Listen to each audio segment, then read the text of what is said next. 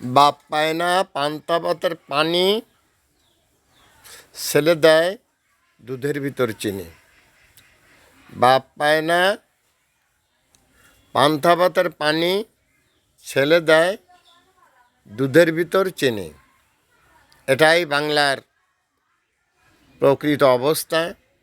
বাবা সারাদিন ভ্যান চালায়, অটো চালায়, শ্রমজীবী মানুষের কাজ করে, সেই টাকা উপার্জন করে বাড়ি নিয়ে আসে, আর ছেলেরা ঘুরে ঘুরে খায়।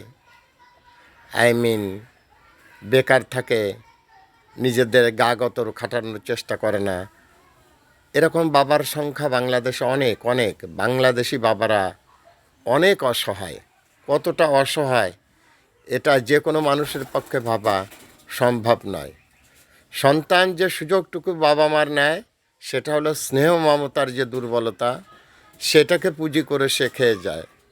আর একটা বিষয়, সেটা হচ্ছে এই সমস্ত বেকার সন্তানদেরকে অনেকে অর্থঋণ দিয়ে সাহায্য করেন।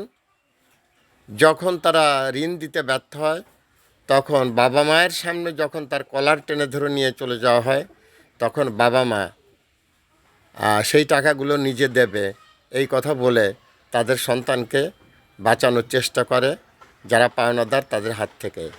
একটা কঠিন সমাজ, একটা কঠিন সময় দেশ পার করছে বাবাদের জন্য।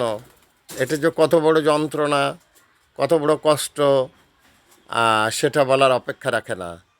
আমি যে প্রসঙ্গটা আপনাদের সামনে তুলে ধরছি, এটা যে কত বড় ধ্রুব সত্য, যে সত্যকে অস্বীকার করার মতো কারো কোনো কায়দা নেই।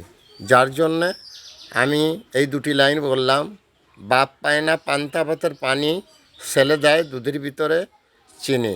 দ্যাটস অল আর ইয়োর অনার।